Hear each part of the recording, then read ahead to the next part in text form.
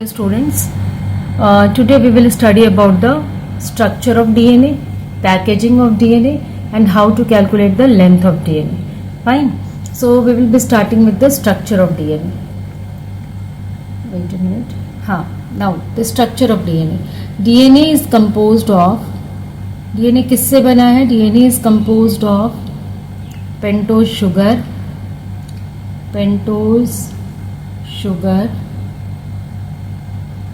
and that pentose sugar is deoxyribose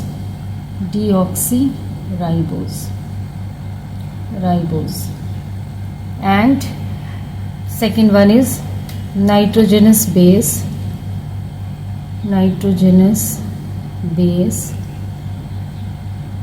and phosphoric acid. So these three things are there which combine together to form DNA.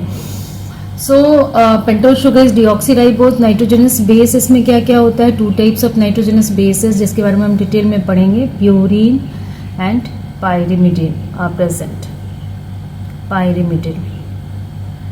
और जो हमारा ये phosphate group है, phosphoric acid जो है, that is also present. कि these three combine together to form DNA. DNA means ये तीनों कंबाइन करके एक न्यूक्लियोटाइड बनाते हैं, one nucleotide. And nucleotides, chain of nucleotides, that is called polynucleotide chain forms DNA. तो ये जो चेन ऑफ न्यूक्लियोटाइड है वो डीएनए बनाएगा. But DNA is made up of nucleotides. तो ये न्यूक्लियोटाइड्स क्या, एक न्यूक्लियोटाइड जो है वो किससे बनता है? पेंटोज शुगर से बनेगा, नाइट्रोजनस बेस से बनेगा और फॉस्फोरिक एसिड को मिला के बनेगा one nucleotide. I hope this is clear to you that one nucleotide जो है डीएनए जिससे बना है, nucleotide is made up of, nucleotide किससे बना है? That is made up of deoxyribose sugar or that is called pentose sugar plus क्या है?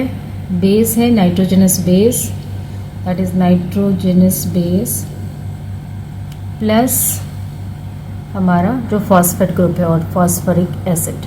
ठीक है, ये तीनों मिलके एक न्यूक्लियोटाइड बनाते हैं. तो अब हम ये देखेंगे कि पेंटोज शुगर जो है हमारा डीऑक्सीराइबोज, उसकी स्ट्रक्चर क्या है? That is deoxyribose. तो डीऑक्सीराइबोज शुगर का स्ट्रक्चर क्या है? That is pentose sugar 5 carbon sugar है. ये यहाँ पे ऐसे ये स्ट्रक्चर होगा, 5 carbon sugar with OH group at first attached with the first carbon, third carbon and 5th carbon.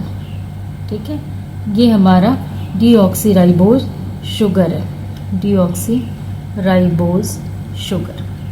इसको जस्ट नोट इट डाउन, इसको नोट कर लीजिए. ये हमारा डीऑक्सीराइबोज शुगर है जिसमें OH ग्रुप हमारे कौन से पोजीशन पे? First position and then third position and then 5th position of carbon के साथ अटैच्ड है OH ग्रुप. फाइन.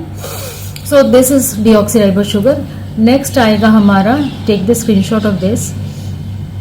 Next आएगा हमारा that is nitrogenous base. जो nitrogenous base है हमारा वो कौन सा है इसमें? nitrogenous base ये है हमारा, एक तो प्यूरिन है और दूसरा पायरिमिडीन है. Purine is a double ring structure and pyrimidine is a single ring structure. pyrimidine जो है वो सिंगल रिंग स्ट्रक्चर है, ये डबल रिंग है. और जो pyrimidine है दैट इज सिंगल रिंग. और जो हमारा प्यूरिन है इसमें जो नाइट्रोजन है, अच्छा ये बेसिस जो है नाइट्रोजनस बेसिस, ये कार्बन हाइड्रोजन के अलावा नाइट्रोजन भी इसमें प्रेजेंट होता है. तो प्यूरिन में nitrogen first, third, 7th and 9th position पे होता है. Position first, 3rd, 7th and ninth position is occupied by nitrogen, occupied by nitrogen. ठीक है, और जो हमारा पाइरिमिडीन है इसमें first and third position is occupied by, position पे क्या है, नाइट्रोजन प्रेजेंट है, नाइट्रोजन इज प्रेजेंट। ठीक है, नाइट्रोजन हमारे फर्स्ट और थर्ड पोजीशन पे है। प्यूरिन का एग्जाम्पल है हमारा adenine and guanine, adenine and guanine. और पाइरिमिडिन का एग्जाम्पल है साइटोसिन और thymine. As it is DNA तो यहाँ पे साइटोसिन और थाइमिन होगा, और अगर ये आरएनए होता तो यहाँ थाइमिन की जगह यूरेसिल होता। बट हम डीएनए के बाद में पढ़ रहे हैं तो हम साइटोसिन और थाइमिन देखेंगे यहाँ पे। तो पाइरिमिडिन में हो गया हमारा साइटोसिन और थाइमिन, और प्यूरिन में हो गया हमारा एडेनिन और गुआनिन। अब हम इसके एक स्क्रीनशॉट ले लीजिए, फिर हम इसकी structure adenine, guanine, cytosine, thymine के स्ट्रक्चर देखते हैं। ठीक है, नाउ एडेनिन, एडेनिन कैसा है, एडेनिन की स्ट्रक्चर कैसी है और गुआनिन की स्ट्रक्चर कैसी है, इसको भी you have to practice it. ये तो एक डबल रिंग कार्बन है, सॉरी डबल रिंग स्ट्रक्चर है। एक रिंग ये हो गया, दूसरा रिंग यहाँ पे हो गया लाइक दिस। वैसे ही यहाँ भी बनेगा डबल रिंग स्ट्रक्चर, और एक इधर हो गया ऐसा। अब ये है हमारा फिफ्थ कार्बन, ये फिफ्थ पोजीशन, ये फोर्थ, ये थर्ड, ये सेकंड, ये फर्स्ट, ये सिक्स्थ, और ये सेवन्थ पोजीशन है, ये एट्थ पोजीशन है, ये नाइन्थ पोजीशन है। वैसे ही यहाँ भी फिफ्थ है, फोर्थ है, थर्ड है, सेकंड है, फर्स्ट है, सिक्स्थ है, और ये सेवन्थ पोजीशन है, एट्थ है और नाइन्थ है। अब यहाँ पे एक डबल बॉन्ड प्रेजेंट होगा ऐसे। सिक्स्थ पोजीशन पे अमीनो ग्रुप, एक NH2 ग्रुप प्रेजेंट होगा हमारे। यहाँ पे एक डबल बॉन्ड है, यहाँ पे एक डबल बॉन्ड होगा, और यहाँ पे एक डबल बॉन्ड होगा, और यहाँ भी एक डबल बॉन्ड होगा।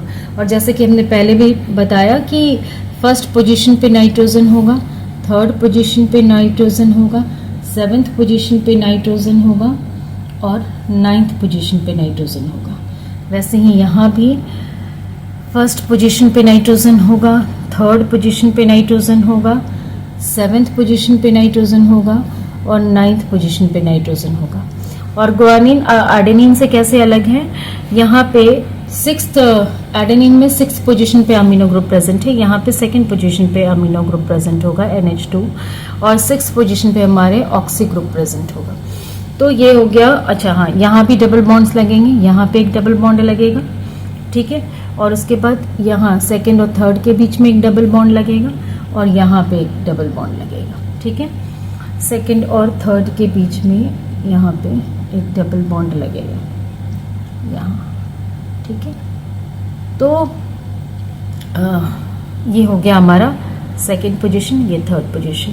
तो ये हमारा एडेनिन का स्ट्रक्चर है, ये गुआनिन का स्ट्रक्चर है, ठीक है। ये दोनों ही डबल रिंग स्ट्रक्चर हैं, बस डिफरेंस क्या है कि यहाँ एडेनिन में सिक्स्थ पोजीशन पे अमीनो ग्रुप है, गुआनिन में सेकंड पोजीशन पे अमीनो ग्रुप होगा, और सिक्स्थ पोजीशन पे ऑक्सी ग्रुप प्रेजेंट होगा। Just take the screenshot of this. इसके बाद हम देखते हैं साइटोसिन और थाइमिन के structure. Cytosine and thymine, thymine का स्ट्रक्चर। ये तो सिंगल रिंग कंपाउंड है, यहाँ पे ये एक सिंगल रिंग बनेगा हमारा ऐसे, यहाँ भी एक सिंगल रिंग बनेगा थाइमिन के लिए।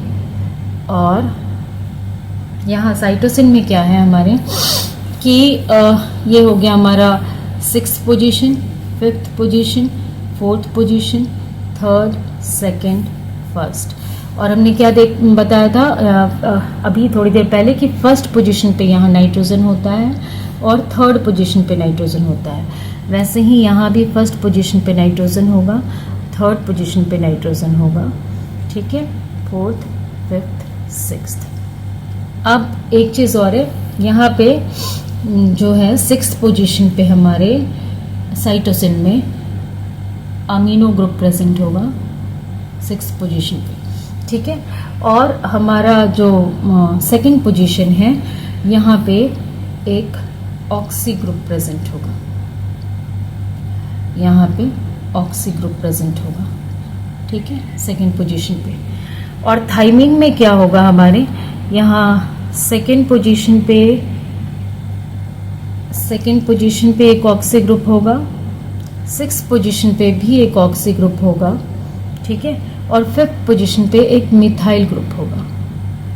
और यहाँ बॉन्ड्स कैसे होंगे, एक बॉन्ड यहाँ पे होगा, ठीक है, और एक बॉन्ड यहाँ पे होगा, और इसमें सिर्फ एक ही बॉन्ड होगा ऐसे, ठीक है। तो यहाँ पे हमने क्या देखा कि यहाँ जो नाइट्रोजन है वो 1st पोजीशन पे और 3rd पोजीशन पे है, यहाँ भी नाइट्रोजन 1st पोजीशन और 3rd पोजीशन पे है। साइटोसिन और थाइमिन में क्या डिफरेंस है कि साइटोसिन में एक ऑक्सी ग्रुप है और एक अमीनो ग्रुप है, और amino group is present at the 6th position. And यहाँ थाइमिन में क्या है, 2nd और 6th दोनों ही पोजीशन पे एक ऑक्सी ग्रुप प्रेजेंट है, ठीक है। और इसके अलावा apart from this 1 methyl group is present at 5th position, ठीक है। तो ये हमारा साइटोसिन और थाइमिन का स्ट्रक्चर हो गया। Just take the screenshot of this. और यहाँ पे डबल बॉन्ड कहाँ है, 4th और 5th कार्बन के बीच में, और यहाँ 1st और 6th कार्बन के बीच में हमारे डबल बॉन्ड प्रेजेंट है साइटोसिन में। और थाइमिन में हमारा सिर्फ एक जगह पे डबल बॉन्ड है, दैट इज 4th और 5th कार्बन के बीच में, ठीक है। तो जस्ट टेक द स्क्रीनशॉट। तो ये हमने नाइट्रोजनस बेसिस की स्ट्रक्चर देख ली। अब हम फॉस्फोरिक एसिड देखते हैं, उसमें क्या प्रेजेंट है। It is made up of phosphorus, double bond O, OH group, OH group and OH group. This is phosphoric acid, ठीक है। अब हम इसकी ये देखेंगे कि ये डीएनए जो है, डीएनए जो न्यूक्लियोटाइड्स हैं वो बनते कैसे हैं और पॉलीन्यूक्लियोटाइड चेन कैसे होती है। Just take the screenshot. अभी देखिए, तो हमारा जो पॉलीन्यूक्लियोटाइड चेन होता है, DNA is a double helical structure, तो पॉलीन्यूक्लियोटाइड चेन जो बनेंगे वो 2 चेन्स बनेंगे यहाँ पे। तो एक हमारा इस तरीके से बनेगा, एक चेन लाइक दिस, यहाँ पे एक चेन ऐसा बना। यहाँ पे ये पेंटोज शुगर है, 1st पोजीशन पे OH ग्रुप होगा, 3rd पोजीशन पे OH ग्रुप होगा एंड 5th पोजीशन पे एक OH ग्रुप होगा। अब जब इसको न्यूक्लियोटाइड फॉर्म करना है तो यहाँ 1st पोजीशन के कार्बन पे हमारा नाइट्रोजनस बेस जुड़ेगा। अगर वो प्यूरीन है तो प्यूरीन अपने जो 9th पोजीशन वाला नाइट्रोजन है, 9th पोजीशन वाला जो नाइट्रोजन है, प्यूरीन है अगर, तो प्यूरीन है तो 9th पोजीशन वाले नाइट्रोजन के साथ 1st पोजीशन का पेंटोज शुगर के 1st पोजीशन पे ज्वाइन करेगा। अगर प्यूरीन है तो अपने 9th पोजीशन के नाइट्रोजन के साथ कहाँ पे अटैच होगा, through the 9th position nitrogen वो पेंटोज शुगर के 1st कार्बन के साथ अटैच होगा। और अगर पायरिमिडीन है तो वो अपने 1st पोजीशन के नाइट्रोजन के साथ अटैच होगा डीऑक्सीराइबोज के 1st कार्बन के साथ, ठीक है। तो और ये जो बॉन्ड बनता है प्यूरीन या पायरिमिडीन और कार्बन के बीच में, यहाँ पेंटोज शुगर के बीच में, नाइट्रोजनस बेस और पेंटोज शुगर के बीच में जो बॉन्ड बनता है that is called an glycosidic bond. इसको हम क्या बोलते हैं, एन ग्लाइकोसिडिक बॉन्ड, ठीक है। Just note down it. तो इसके थ्रू ही जो प्यूरीन या पायरिमिडीन है वो हमारे पेंटोज शुगर के साथ अटैच होता है। Now we will attach it. तो जब हम इसको 1st पोजीशन ऑफ कार्बन के साथ अटैच करेंगे प्यूरीन या पायरिमिडीन को, तो क्या होगा कि ये जो है हमारा, यहाँ पे I will show you the attachment.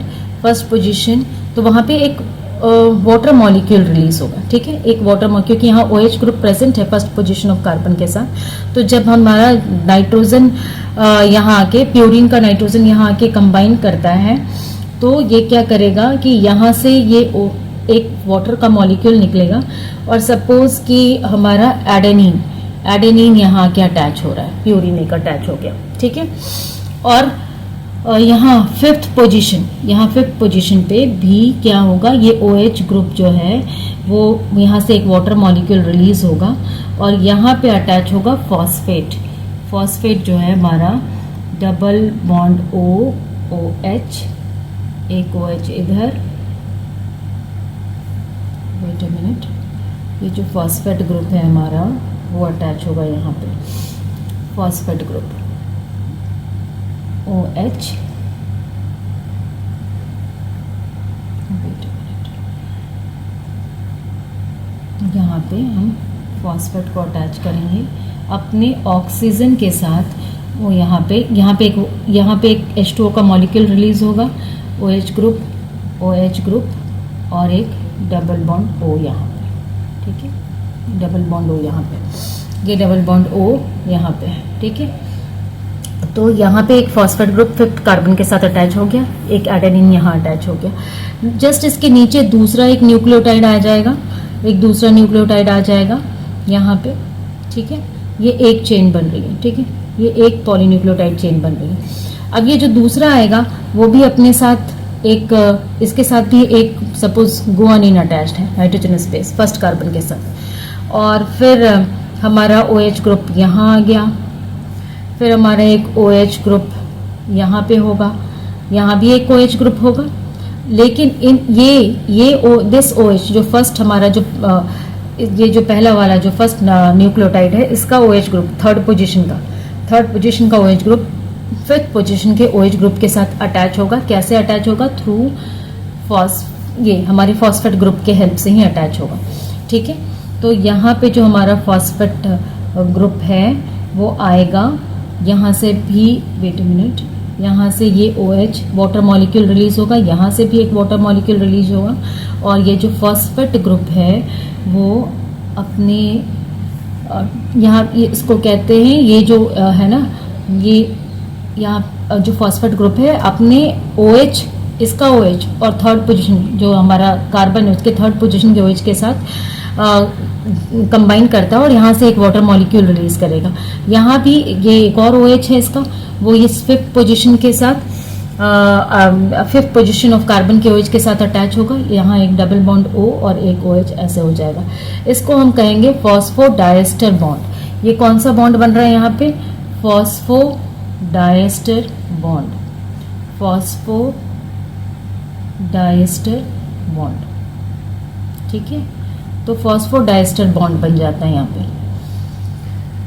तो फॉस्फेट ग्रुप दो न्यूक्लियोटाइड को यहाँ पे फॉस्फेट ग्रुप जो है वो जोड़ रहा है, वो उसको कंबाइन कर रहा है अपने OH ग्रुप के हेल्प से, ठीक है। यहाँ से भी ये अपने प्रीवियस न्यूक्लियोटाइड के साथ, ये जो प्रीवियस न्यूक्लियोटाइड है उसके थर्ड पोजीशन के OH के साथ कंबाइन होगा और जो ये नेक्स्ट न्यूक्लियोटाइड है उसके 5th पोजीशन के OH ग्रुप के साथ ये फॉस्फेट ग्रुप हमारा ऐड हो रहा है और ये एक दोनों न्यूक्लियोटाइड्स को कनेक्ट कर रहा है, इस वाले न्यूक्लियोटाइड को भी और इस वाले न्यूक्लियोटाइड को ये कनेक्ट कर रहा है। तो इस तरीके से हमारा जो है ये एक पूरा एक जो है इस तरीके से न्यूक्लियोटाइड चेन बनना शुरू होगा। इसके अब ये डबल हेलिकल स्ट्रक्चर है, तो एक जो 1 हेलिक्स है उसमें तो ऐसे एक पूरी जो चेन बन गई वो ऐसी है। अब इसी के जस्ट अपोजिट साइड में इसका कॉम्प्लीमेंट्री पार्टनर भी होगा, इसका कॉम्प्लीमेंट्री पार्टनर भी होगा। Let me erase this. तो यहाँ पे इसका जो कॉम्प्लीमेंट्री पार्टनर है वो एक दूसरी चेन भी बनेगी, इधर एक कॉम्प्लीमेंट्री चेन बनेगी, इधर आई विल शो यू। यहाँ पे एक कॉम्प्लीमेंट्री चेन बनेगी, यहाँ भी न्यूक्लियोटाइड्स ऐसे ही अरेंज होंगे, बस हमारा जो डीऑक्सीराइबोस शुगर है उसको हम उल्टा बना देते हैं बिकॉज इसका फर्स्ट कार्बन इस साइड आना चाहिए, ठीक है। तो हम इसको उल्टा बना देते हैं क्योंकि इसका फर्स्ट कार्बन इधर आएगा, तभी इधर नाइट्रोजनस बेसेस जो हैं वो अटैच होंगे और वो हाइड्रोजन बॉन्ड के थ्रू एक दूसरे के साथ कनेक्टेड होंगे। Wait a minute. तो ये हमारा फर्स्ट पोजीशन का ये कार्बन है। अब हमेशा जो कॉम्प्लीमेंट्री चेन है जो इधर से बन रही है कॉम्प्लीमेंट्री चेन, तो हमारा जो एक चेन है वो उसमें ये इस वाले चेन में यहाँ एडेनिन प्रेजेंट है, तो इसके कॉम्प्लीमेंट्री पार्टनर के पास adenine always pairs with the thymine, ठीक है। और एडेनिन हमेशा थाइमिन के साथ पेयरिंग करता है through 2 hydrogen bonds, 2 hydrogen bond के थ्रू ये पेयरिंग करता है। तो इधर से क्या, अगर इधर हमने एडेनिन बनाया है तो इधर हम थाइमिन बनाएंगे, ठीक है। थाइमिन अटैच करेंगे फर्स्ट कार्बन के साथ, ठीक है। और यहाँ पे हमारा थर्ड पोजीशन पे OH एज इट इज रहेगा, और फिर 5th पोजीशन का OH यहाँ आ जाएगा, फिर एक दूसरा न्यूक्लियोटाइड यहाँ जस्ट इसके जस्ट नीचे से यहाँ पे शुरू होगा, जस्ट यहाँ से। अब ये दूसरा न्यूक्लियोटाइड जो है ये हमारा ऐसे बना, ऐसे ही बनेगा ये यहाँ पे ऐसे, ठीक है। अब यहाँ भी इसका फर्स्ट पोजीशन का जो कार्बन है, अगर यहाँ पे G प्रेजेंट, हमारे गुआनिन प्रेजेंट है एक चेन में, तो इसके कॉम्प्लीमेंट्री पार्टनर के पास कौन सा नाइट्रोजनस बेस अटैच होगा, यहाँ पे कौन सा नाइट्रोजनस बेस अटैच होगा, cytosine. Guanine always pairs with the cytosine, ये याद रखना। गुआनिन की पेयरिंग हमेशा साइटोसिन के साथ होती है थ्रू 3 हाइड्रोजन बॉन्ड्स, ठीक है। 3 हाइड्रोजन बॉन्ड के थ्रू ये कनेक्टेड होंगे। अब यहाँ पे हमारा बेस अटैच हो गया, हमारा बेस जो है वो अटैच हो गया। अब क्या होगा कि इधर वाला जो OH है, ये फर्स्ट कार्बन हो गया, ये सेकंड कार्बन हो गया, थर्ड कार्बन पे भी हमारे OH प्रेजेंट होगा और इधर भी ये भी OH। ये दोनों कैसे अटैच हो गए, अगेन थ्रू फॉस्फेट ग्रुप, ठीक है। ये दोनों यहाँ पे फॉस्फेट ग्रुप के थ्रू अटैच होंगे और वो फॉस्फेट ग्रुप जो है हमारा वो क्या करेगा, वेट अ मिनट, वो क्या करेगा, यहाँ से वाटर मॉलिक्यूल रिलीज करके इन दोनों न्यूक्लियोटाइड्स को कनेक्ट करेगा, इन दोनों न्यूक्लियोटाइड्स को कनेक्ट करेगा। कैसे कनेक्ट करेगा, यहाँ पे O के थ्रू फॉस्फरस, फिर यहाँ एक O, then OH and double bond O। मतलब यहाँ से भी एक, ये क्या जो हमारा प्रीवियस न्यूक्लियोटाइड है इसके 5th पोजीशन के कार्बन के साथ, 5th पोजीशन का कार्बन ये है, 5th पोजीशन का कार्बन जो OH ग्रुप कैरी कर रहा था, और जो हमारा थर्ड पोजीशन, जो नेक्स्ट हमारा न्यूक्लियोटाइड है उसके थर्ड पोजीशन के OH के साथ, थर्ड पोजीशन के OH और 5th पोजीशन के कार्बन के साथ जो OH अटैच था उसके बीच में फॉस्फेट ग्रुप आ जाएगा। हमारे प्रीवियस न्यूक्लियोटाइड के 5th पोजीशन के कार्बन के साथ जो OH प्रेजेंट था और नेक्स्ट न्यूक्लियोटाइड के थर्ड पोजीशन के कार्बन के साथ जो OH अटैच था उसके बीच में एक फॉस्फेट ग्रुप आ जाएगा, ठीक है। और यहाँ अगेन कौन सा बॉन्ड बनेगा, ये फॉस्फोडाइएस्टर बॉन्ड, ठीक है।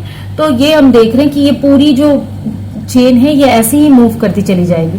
तो ये जो चेन है ये पॉलीन्यूक्लियोटाइड चेन, एक double helical, DNA is a double helical structure, तो उसके एक हेलिक्स में ऐसे न्यूक्लियोटाइड चेन होगा और दूसरे हेलिक में ऐसे जो है वो पॉलीन्यूक्लियोटाइड चेन प्रेजेंट होगा, और ऐसे एक ये पूरी लंबी चेन बना लेता है। तो ये हमारा जो है पॉलीन्यूक्लियोटाइड चेन इस तरीके से तैयार होगा।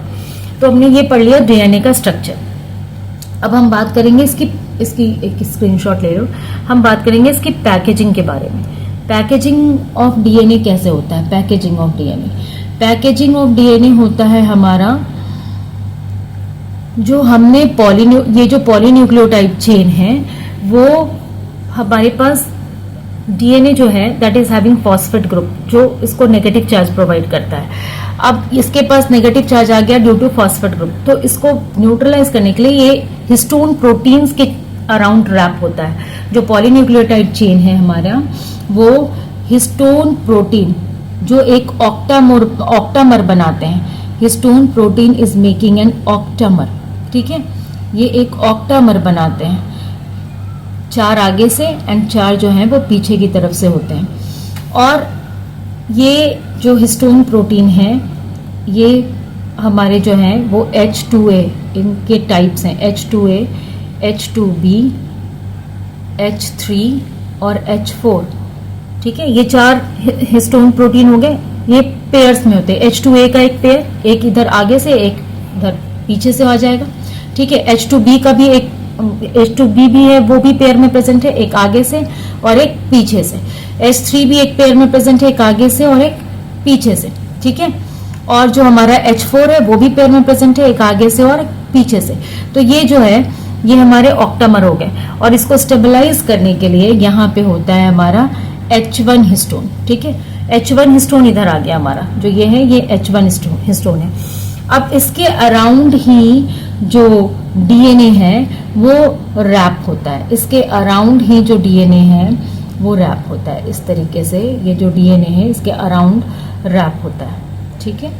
ये इस तरीके से रैप होगा इसके अराउंड, ठीक है। ये डीएनए इसके अराउंड रैप होता है। तो ये जो डीएनए है ये हिस्टोन प्रोटीन के साथ मिलके पैकेजिंग कर मतलब पॉलीन्यूक्लियोटाइड चेन जो है, ये जो हमारा पॉलीन्यूक्लियोटाइड चेन है जो डार्क कलर ब्लैक कलर से दिख रहा है, ये पॉलीन्यूक्लियोटाइड चेन ये यहाँ पे हिस्टोन प्रोटीन के अराउंड रैप होता है and this is called one nucleosome. तो ऐसे बहुत सारे न्यूक्लियोसोम जो हैं वो बीड लाइक स्ट्रक्चर में पूरे जो हमारा जो पूरा डीएनए है उसमें दिखते हैं। जो क्रोमोसोम से हमारा हमने क्या पढ़ा था कि बीडेड स्ट्रक्चर होता है, तो वो बीडेड स्ट्रक्चर क्यों दिखता है? क्योंकि उसमें बहुत सारे न्यूक्लियोसोम होते हैं। और न्यूक्लियोसोम क्या है? The polynucleotide chain wrapped around the histone protein. ये कौन सी प्रोटीन है यहाँ पे? Histone protein. तो हिस्टोन प्रोटीन कौन कौन सा है? A pair of H2A, H2B, H3, H4, ठीक है, एंड 1 H1। एक H1 हिस्टोन प्रोटीन प्रेजेंट होगा जो इसको पूरे न्यूक्लियोसोम को स्टेबलाइज करता है। ठीक है, तो ये पैकेजिंग हो गई ऑफ डीएनए। ठीक है, अब यहाँ पे एक और इम्पॉर्टेंट, इसकी स्क्रीनशॉट ले लीजिए। एक और इम्पॉर्टेंट चीज है कि जो हमारा डीएनए है that is a double helical structure like this. Wait a minute, it is a double helical structure like this. तो इसमें जो है हमारे ये जो है ये ग्रुप्स बनते हैं। ये माइनर ग्रुप है, ये क्या है हमारा? Minor group. और ये जो है ये क्या है? Major group. तो ऐसे minor groups and major group जो हैं ये मिलके ये प्रेजेंट होते हैं डबल हेलिकल स्ट्रक्चर में। तो पिच ऑफ डीएनए, एक डीएनए की पिच क्या होती है? डीएनए की पिच हो गई 1 means the distance between one minor group and the next means the successive minor group. एक माइनर ग्रुप से दूसरे सक्सेसिव माइनर ग्रुप के बीच का डिस्टेंस जो है दैट इज द पिच। या फिर एक मेजर ग्रुप से सक्सेसिव नेक्स्ट जो हमारा नेक्स्ट मेजर ग्रुप आएगा, एक मेजर ग्रुप से द सक्सेसिव मेजर ग्रुप का जो डिस्टेंस होगा that is called the pitch of the DNA. ठीक है, तो हम पिच ऑफ डीएनए कैसे मेजर करते हैं? एक माइनर ग्रुप से उसके जस्ट इमीडिएट जो मतलब जो उसका सक्सेसर माइनर ग्रुप आएगा उसके बीच का डिस्टेंस, या एक मेजर ग्रुप से जो उसका नेक्स्ट सक्सेसर मेजर ग्रुप आएगा उसके बीच का डिस्टेंस। तो हमारा ये पिच ऑफ द डीएनए जो है ये क्या है? Pitch of the DNA is 3.4 into 10 to the power -9 metre. ये है डीएनए का pitch 3.4 into 10 to the power -9 metre. और 1 टर्न जो डीएनए का एक टर्न है, एक turn means that is the distance between one minor group and the successive minor group. ये जो पिच है 1 टर्न इज इक्वल टू, एक टर्न में कितने बेस पेयर्स होते हैं? बेस पेयर्स मतलब ये जो हमने नाइट्रोजनस बेसिस बनाए थे पूरे दो हेलिक्स में पॉलीन्यूक्लियोटाइड चेन के, जो हमने पॉलीन्यूक्लियोटाइड चेन बनाया था तो उसमें हमने बेसिस अरेंज किए थे पेयर्स में। Adenine will pair with thymine, cytosine will pair with guanine. तो ये जो बेस पेयर्स हैं वो 1 टर्न में कितने होते हैं? अब ये होते हैं 10 बेस पेयर्स। एक टर्न में वो जो है 10 बेस पेयर्स, यहाँ ये है, ये जो लैडर लाइक स्ट्रक्चर ऐसे शो कर रहा है ना, ये बेस पेयर शो कर रहा है। तो 1 टर्न में हमारे 10 बेस पेयर्स होते हैं एंड 10 बेस पेयर्स, एंड जो उसकी डिस्टेंस है, उसकी जो लेंथ है वो कितनी हो गई? 3.4 into 10 to the power -9 metre.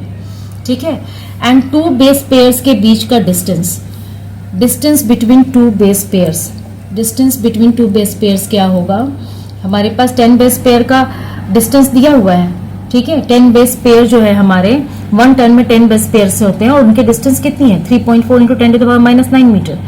तो जो हमारा डिस्टेंस है, distance between 2 base pairs, 2 base pair के बीच का डिस्टेंस क्या होता है? इससे हम निकाल लेंगे distance between 2 base pairs. 2 base pairs क्या है हमारा? 0.34 into 10 to the power -9 metre. ठीक है, ये है हमारा डिस्टेंस बिटवीन 2 बेस पेयर्स। अब ये चीजें याद रखना है किसके लिए? लेंथ ऑफ डीएनए काउंट करने के लिए। अगर हमें लेंथ ऑफ डीएनए कैलकुलेट करना है तो हम इसके हेल्प से करेंगे। इसके एक स्क्रीनशॉट ले लो। Distance between two successive base pairs क्या है 0.34 into 10। Two successive base pair के बीच का डिस्टेंस क्या है 0.34 इंटू 10⁻⁹ मीटर। और एक टर्न में टोटल 10 बेस पेयर्स होते हैं और 10 बेस पेयर्स ये जो है ये पूरा वन टर्न उसकी डिस्टेंस क्या है 3.4 इंटू 10⁻⁹ मीटर। तो ह्यूमन बीइंग में इसके एक स्क्रीनशॉट ले लीजिए। नाउ ह्यूमन बीइंग में टोटल कितने बेस पेयर्स होते हैं? Total base pairs in DNA, total base pairs कितने होते हैं? हमारी जो डीएनए है उसमें टोटल बेस पेयर्स होते हैं 6.6 इंटू 10⁹ ठीक है, 6.6 इंटू 10⁹ बेस पेयर्स होते हैं। तो you have to calculate the length of DNA. Length of DNA कैसे कैलकुलेट करेंगे हम? हमारे पास टोटल बेस पेयर्स दिया हुआ है दैट इज द 6.6 इंटू 10⁹, ठीक है, and length of DNA calculate करना है। और हमारे पास एक चीज और हमें पता है, distance between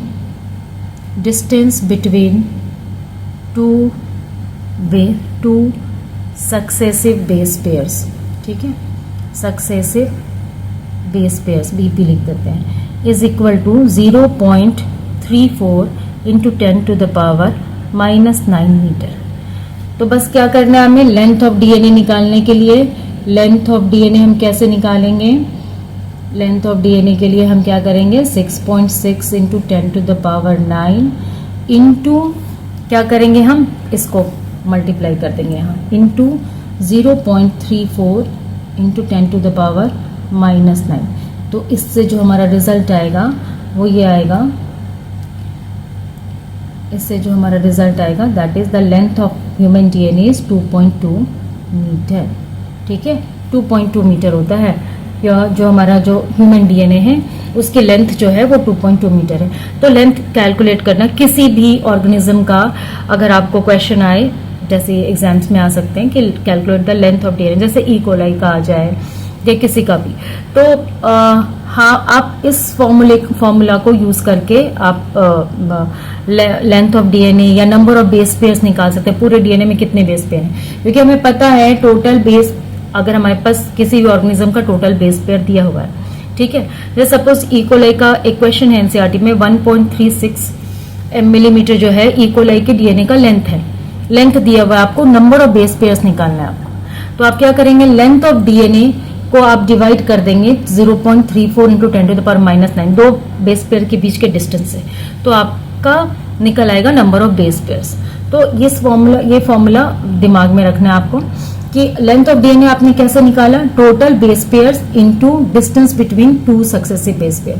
length of DNA हमने कैसे निकाला, टोटल बेस पेयर को मल्टीप्लाई किया distance between two successive base pair से, ठीक है। तो बस ये फॉर्मूला दिमाग में रहेगा, तो हम फिर आगे जो है इसको क्या कहते हैं, नंबर ऑफ बेस पेयर्स निकाल सकते हैं पूरे डीएनए में। जैसे क्वेश्चन दिया इसको आप सॉल्व कर सकते हैं कि length of DNA in E coli दिया हुआ है हमारा, लेंथ ऑफ डीएनए दिया हुआ है हमारा, length of DNA in E coli, DNA in E coli क्या दिया हुआ है हमारा 1.36 मिलीमीटर, ठीक है। Now you have to calculate the number of base pairs in E coli. तो हमारा फॉर्मूला क्या है, लेंथ ऑफ डीएनए हम कैसे निकालते हैं, total number of base pairs BP into distance between two successive base pairs, ठीक है, सक्सेसिव बेस पेयर ये फॉर्मूला है हमारा। तो हम इस फॉर्मूला के हेल्प से हम क्या निकालेंगे, ई कोलाई में नंबर ऑफ बेस पेयर्स निकालेंगे। लेंथ ऑफ डीएनए को डिवाइड कर देना है distance between two successive base pair that is 0.34 into 10⁻⁹ metre, ठीक है, और मिलीमीटर को आप मीटर में कन्वर्ट कर लेंगे। I hope this is clear to you, thank you.